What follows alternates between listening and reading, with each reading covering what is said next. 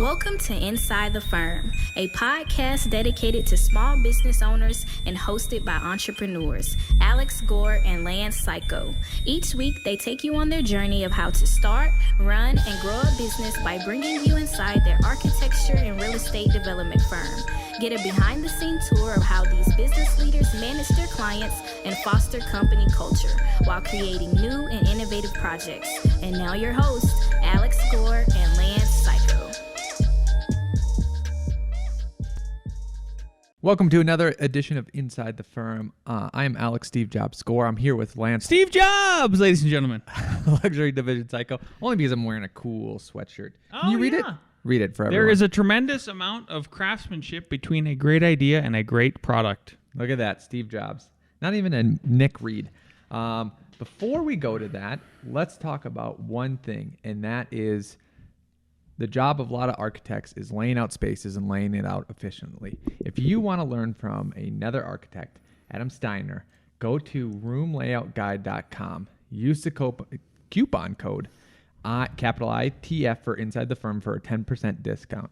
He lays out literally how he lays out bathroom, kitchens, living rooms, dining rooms, and then puts notes on it of why he's doing it that way, what tolerances might be. It's a great way to kind of fast forward, leap into the design, leap your knowledge into laying out great spaces. Go check that out. You should also check out ARCAT. As more businesses and tenants demand green design in their buildings, LEED certification, that's LEED, is more important than ever. While ARCAT is known for being red, they can help you go green. ARCAT provides thousands of LEED reports from building product manufacturers on how their products can help you make the green choice that's right for your project. Head on over to arcat.com and find the information you need for LEED today. That's ARCAT.com. Check those guys out. They support us. You should support them.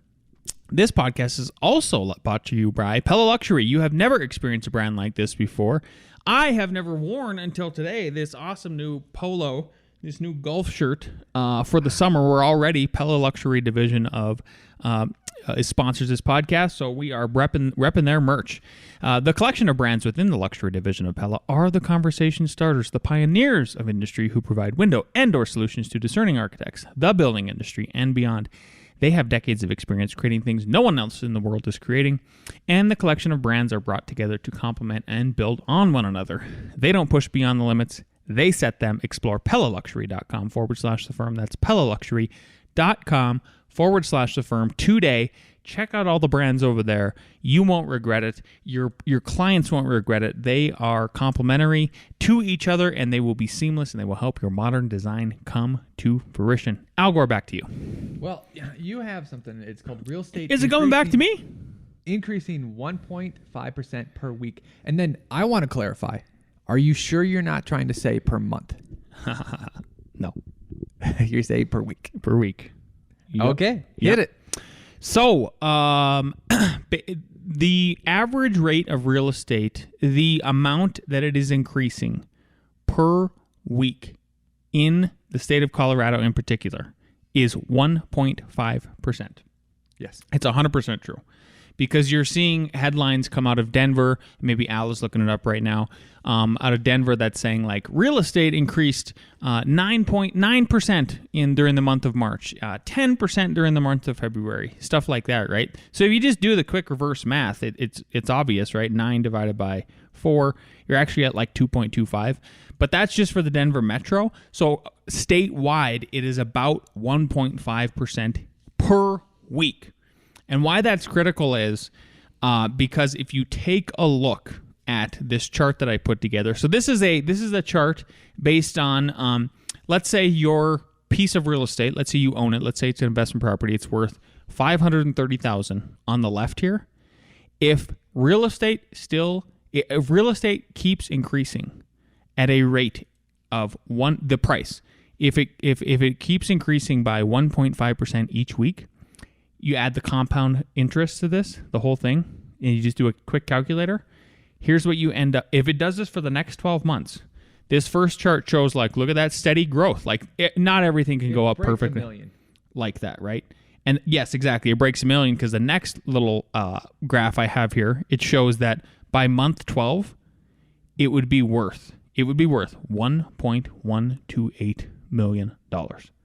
That is insane. I just wanted to like that, but now will it keep increasing like that? Like it's hard. Everything that goes up must go down, or at least it can't probably do that. But if it does, that's where you're at in life. Well, I would let's use a real world example. Lance, I looked up on Zillow my house. Don't put it, don't cut it in because I don't want people to know where I live. But I didn't think that at this time my house would be worth $500,000, which is plus or minus. It's actually plus that, but let's just use 500 for sure. Well, one of your neighbors just sold their house, didn't they? Yep. Yeah. You've been to my house. It is a typical house. Wouldn't you agree? Like it is a very typical house. It's just your average Colorado suburbia built in the 90s, maybe? No, 2000. Okay, built in the 2000s, forward-facing garage, 3 bedrooms, 2 bath, 2 stories sort of thing. Yep. Al's got a basement. He works out in it.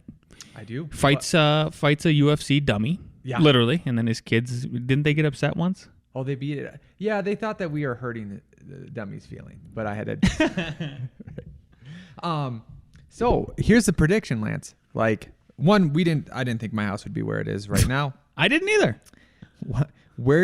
Knowing that like what you showed at a 5 and knowing what that house looks like in Colorado in a year, do you think it will be at $1 million? And then what does that say about everything, the basis of economies and all that? Well, this is why I'm bringing it up is because and I think you're already kind of prefacing me with it like you already didn't think it would be worth that much money.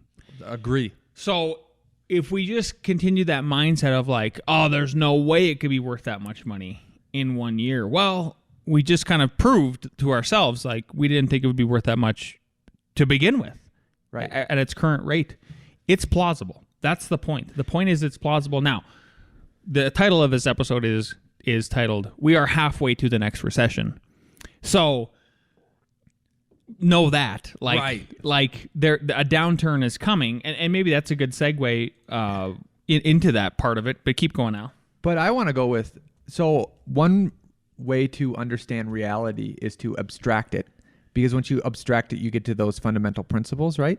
So bringing this up is very important, I feel like, because if my normal house gets to 1 million in a year, I think alarm bells should ring. And this is why... Just because of the psychology of the number? Nope. Oh. Just because I think it says something about the financial system, right? Sure. And here is a little insight. Everyone knows that Facebook and even Twitter and social media can be extremely toxic, especially if you go in the comments, right? Yeah. Everyone should know, but they maybe don't. My wife just went in Nextdoor. I'll tell you about it later. Disaster. Nextdoor is a disaster. Yep, did a typical But thing. if you want to sponsor us next door, we'll read for you. Yeah, I will make fun of you. 100%. Said a very normal thing. Even one of our neighborhood friends texts me and he's like, tell Annie Nextdoor is full of crazy people. Oh my God, it's completely nuts. Yep. But you realized this like years ago. Years ago, yep. Yeah.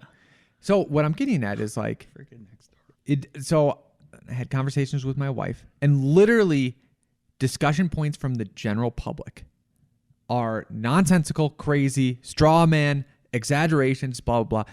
You've seen that in city council meetings too. Like city council meetings. Oh yeah, somebody will go up to speak and it's like, why is this person talking about this? Yep, this is not a good idea. And what I'm getting at is that knowing that on all those fundamental levels, like engaging the public, let's include us, Sure. is very fraught for how to run anything. Very, very fraught. It is, because you basically have to argue with people making straw mans and exaggerating and doing all this craziness, right? So I go, what? Thank God, one of the major glues that's actually holding America together, because you can't function like that. Like you cannot function if you had to literally democratically pass everything and get everyone to agree at least 50%. That's why monarchy works. Yeah. Well, here's what I'm getting at. You know what the monarchy is? What? It's a financial system. We can't agree on literally fences. Oh, yeah, for sure. Imagine trying to agree on a cryptocurrency or like a currency, right? Isn't there like 18,000 cryptocurrencies right now? We can't even agree in a neighborhood on, Do dogs bite people? Yes, my son just got bit. This is make believe. Why do you even literally just happened? Yeah. Can't even agree on that. So what I'm saying is that I literally had the revelation driving in, thank God that hey, you want to do something? Okay, the competitive capitalism with a base monetary system is literally what is making this function, because there's this layer of craziness on top of it. And it finally has to go down to, Lance, you're competent. You can come redo my basement. Okay. And it makes sense that I give you this amount of money for that competent competition monetary system actually makes this work. The democracy is literally probably just holding it back. Okay.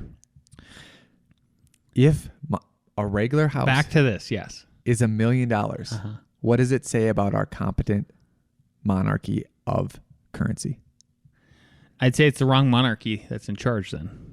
Exactly. And that's where I get to abstract this, if that falls apart, dialogue is not going to save us. Yeah. You get what I'm saying? Right. Talking, coming together, sharing opinions. Why can't we all will not save us. And if you think it has, you haven't gotten on discussions on any of those platforms. You need to go on Nextdoor. Go to your local Nextdoor, get into an argument. So, just to touch base on this, then, so will the housing prices continue like they do? Are they like they are? And if the housing prices increase by that much, well, then it continues with this idea of basically stagflation, right? Of high levels of inflation, high levels of unemployment eventually, and then a contraction in the economy. So I've got the Wall Street Journal pulled up here. U.S. GDP, if you hadn't heard, you should hear this. U.S. GDP falls 1.4% as economy shrinks for the first time since early in the pandemic. And to define what a recession is, everybody should know this, hopefully, if they listen to this podcast. You need 2 quarters in a row where you have a fall in GDP. And this GDP, this fall in the economy comes with only a 0.25% rate hike in the interest rates from the Fed, the monarchy. They are projecting they're going to do another 0.5 point, which would be double.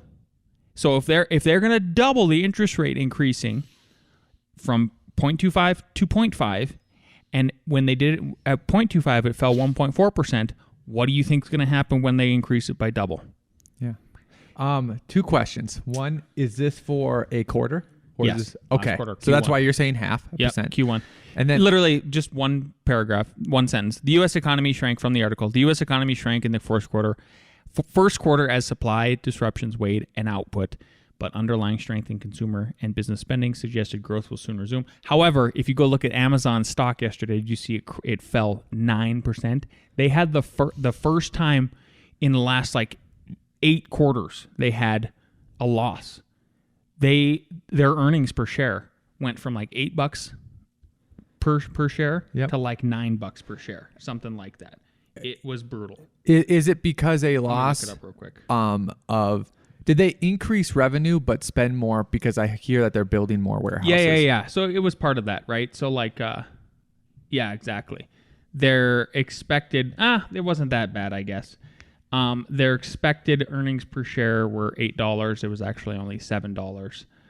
But they fell pretty hard yesterday on that news. Speaking of stocks, do you want the real news here on an architectural/design/construction/entrepreneurial podcast and not from the Wall Street Journal of the big people? Did you hear Tesla stock crash because Elon bought Twitter? Yeah.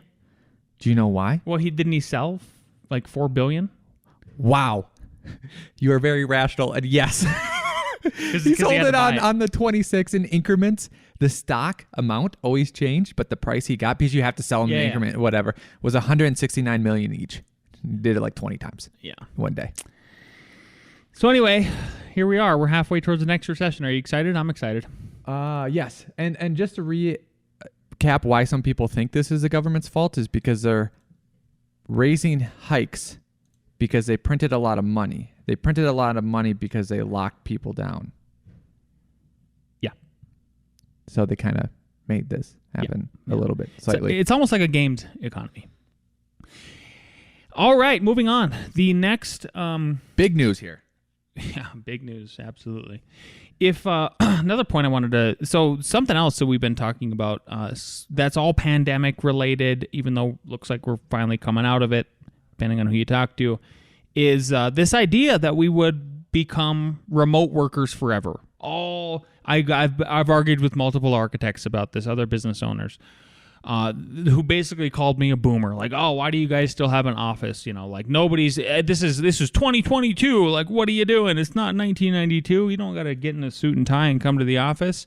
Well. Once again, LinkedIn has this article by Kate Chapman, editor at LinkedIn News, titled "It's Official: Zoom Kills Creativity." Video conference calls may be stifling our creativity. And I don't know if you know this, Al. What? Architecture, creative business. Yes, it is. You are correct. Construction, also got to be creative. Well, you got to figure out a lot of things on the fly and use your brain. Entrepreneurialism, creative endeavor.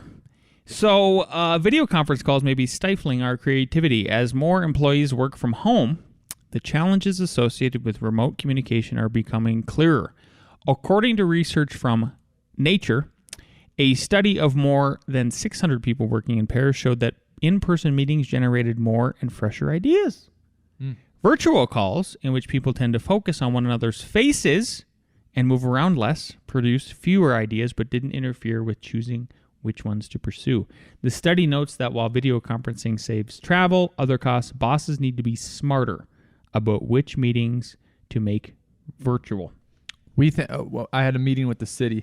And I thank them for having it in person. Oh, cool. Because... Which is a rarity these days, but yeah. Yep. Because it is difficult when you're in a meeting, other people are talking or have the roles for you to somehow like, hey, raise your hand or start talking, and then you have to take control of the screen to maybe point things out. So everyone was in the meeting, and literally we had this problem. And I walked up and I said, this isn't going to be the solution, but it's going to spur this conversation. Mm-hmm. What if we move this bill? What if we do this? Blah, blah, blah. And then we were able to focus and go. So it's absolutely true. But you were giving creative solutions in real time. It's exactly proving the point. Yep. Yeah. Yep. Someone has a critique against it, but this person is someone who makes their living on telling people to go virtual. He's like, they only did it using one 15-inch screen. They should do the study where everyone has 3 15-inch screens. It's Get like a grip, bro. You're going to get 3 times the problem then. Yeah. Whoever that guy is. Yeah. We have a lot of listeners as well that are entry-level people, students, people that are thinking about making a move. And you hear this also, another buzzword that you hear a lot in the corporate press, the Great Resignation. And it's real, right? You know, we've had people resign and move on to supposedly greener pastures and all that kind of stuff. And I've always wondered, and a timely article came up that I just wanted to touch base on and give everybody a little bit of think about, if you are in that position where you are thinking about leaving for greener pasture. Number one, we keep talking about this recession that's headed our way. It just seems inevitable. So there's going to be a downturn. So if you move to a different job and you're the first person there, or like one of the newest people there, guess what? You're probably first to go on the chopping block. But then there's also I've always wondered what is the psychology about taking a new job? Article here by Jessica Hartog's, editor at LinkedIn News, and this is just a 2-day-old article. Regret taking that new job, she says. There's no question that job hopping may bring home a bigger paycheck faster than staying at your current company, hoping for a promotion, but some job switchers are second-guessing their decisions. While tight job markets may mean that the ball is in the court of many a worker, nearly 3/4 of those who quit for a new job said they felt surprise or regret, according to a survey earlier this year from career coaching company The Muse. And nearly 50% said they would try to get their old job back. 3/4 is a huge number. That's giant. That's why I shared this, because I was like, that is a massive statistic you can't ignore. Yep. And there is a time and a place for it, too. Absolutely. But I think some of the part, hey, going for more money or more perks and all that, that's all great. So that's a reason. But then I also think some people think it's going to solve less problems, less headaches, stuff like that. Unless you are in a abusive working relationship, which you should get out of no matter what, even if you do not make more money. Every job comes with its problems. Every job comes with its tasks and responsibilities. And I think people think that like they think that it's going to be a magic bullet when it's not. That's my take. Yeah. Yeah. So tread carefully. Just know that, like, you know, we're here to help in terms of you listening to this podcast. Yeah. What do we got next? We have your shot of Monday morning coffee. And so this is a little preview. Alex actually has, I think, an episode coming out before mine. So next week we'll do his. But I had on another great guest. This episode that we're going to give you a little preview of it will air on May 16th, 2022.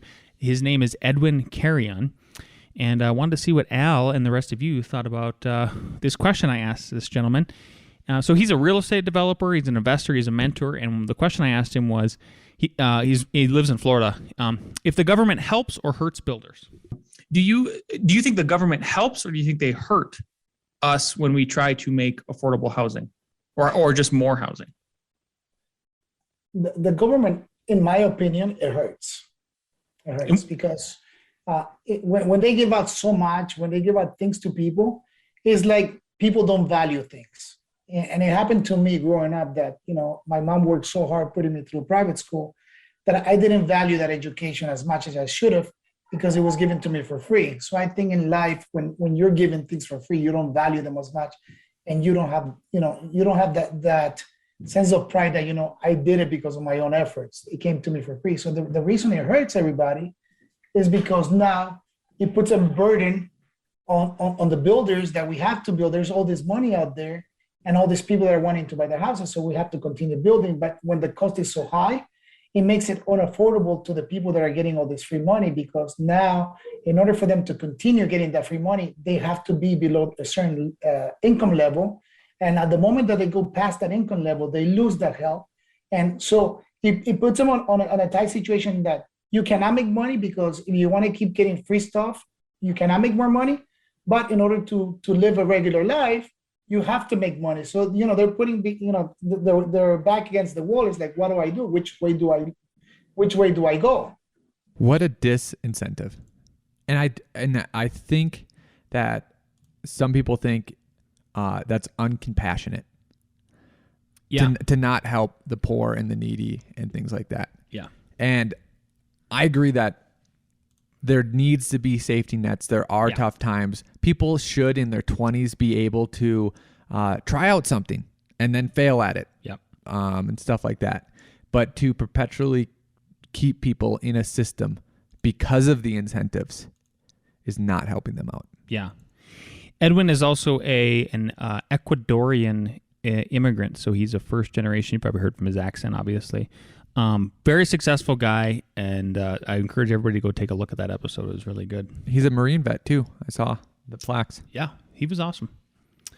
Cool. Well, another great guest we have. Floridian. Right, Florida man number 2. You're hearing cat box these two.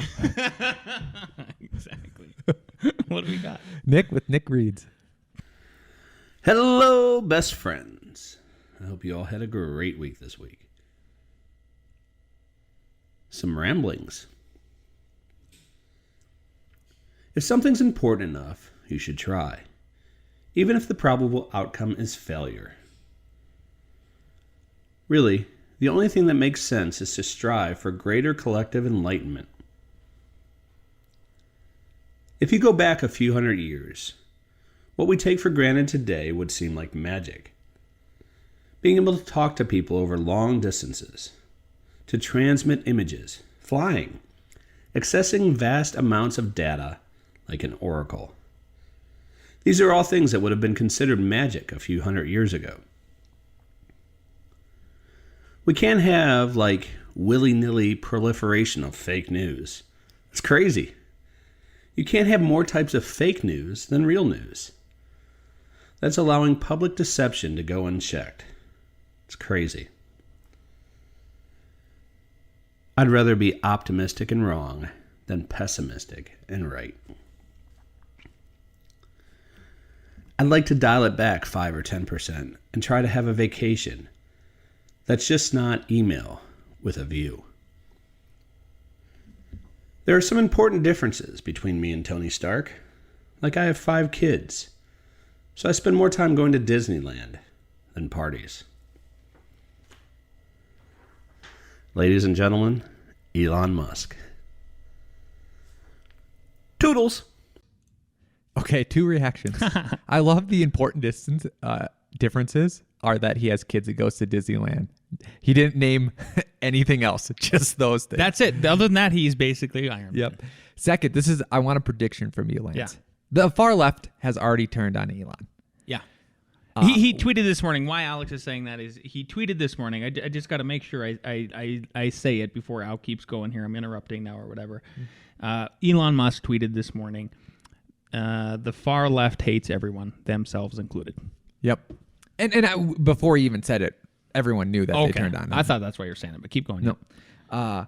When will, or has it already happened, the far right will turn on him? When he lets everybody down and doesn't finish the deal with Twitter, like it could still fall through. Oh, because it doesn't happen. So he doesn't take over for 6 months. Yeah. He doesn't. He technically is not in charge yet. That's when you asked. Okay. But do you think if he doesn't take charge or when he does take charge? I think he's going to lose him. There's no way not to lose him. You can't please these extremes. Yeah. Because they're both extremes with too much. It's like if you ask your spouse to be perfect. She or he is not perfect. It's like if I asked Al to be perfect. He's not perfect. Yep.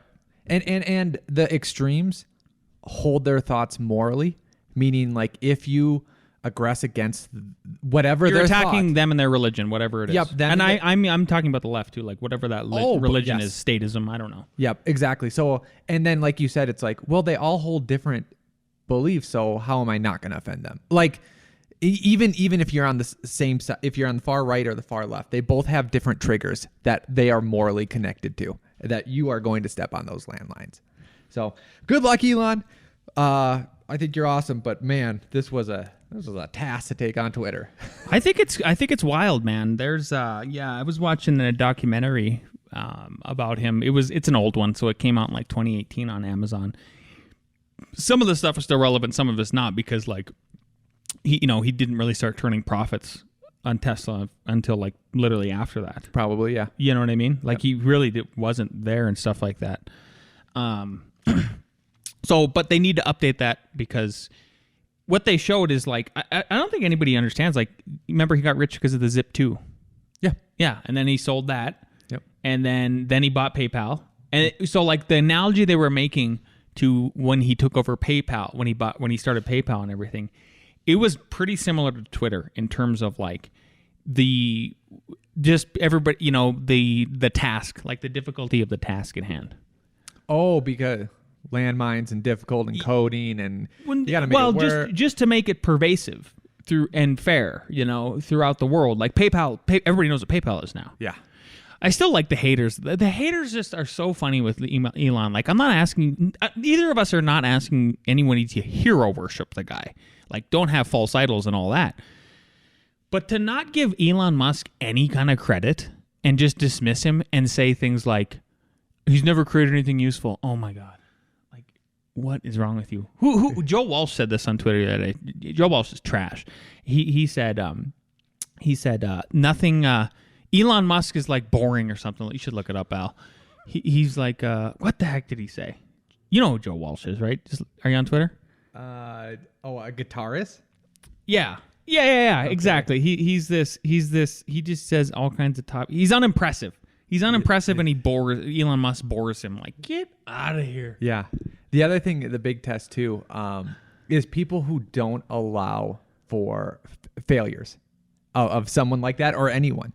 Because again, got to be perfect, like this perfect standard. Like, get out of here. Yeah, and think about this. This is one of the biggest things. There's a quote. Who knows who it's attributed to? But like, if you wait long enough, your heroes will fail you. Yeah. And the reason why is like, who's going to ever bat 100%? And the more that they succeed, So hard. like you said, you laid out all these companies, he's going to get one of them wrong. And it might be Twitter. Like, you just can't bat 100%, right? And because you've done all those other ones correctly, it's hard to see that you aren't doing this one correctly, right? And then people will turn on you, and if you can't correct yourselves, like, okay, they're trash, blah, blah, blah. It's like, okay, he got 8 out of 9 correct. What are you going to do? What are you going to do? Yeah. Like again, so like have some self-reflection here. Like, How many billion-dollar companies have you made? well, not only that, but how many times have you got the, like, okay, let's say Elon got 9 out of 10. Like, how many times are you batting that much? Oh, here it is. It's one sentence. I find Elon Musk to be a thoroughly uninteresting person, yet you are tweeting about him. All right, that's enough. Really? What do we got next now? A.R.E. Jeopardy, let's bring down the crew.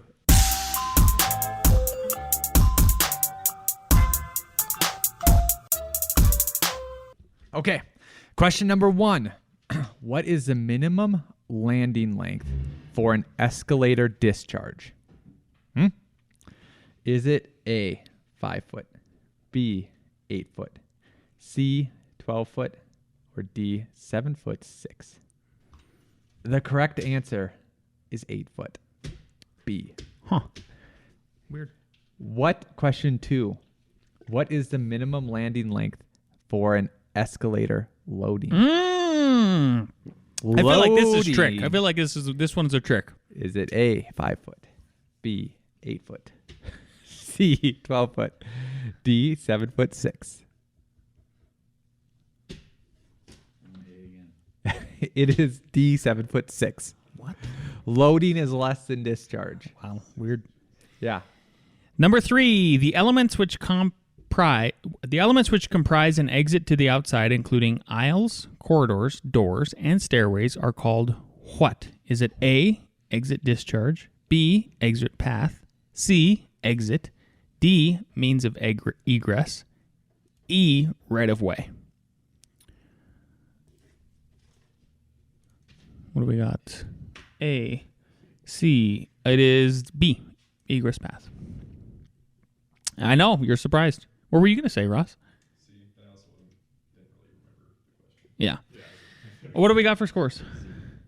1. Yeah. All right. Tyler can tie. Number 4. Which code was not used to create the new International Building Code?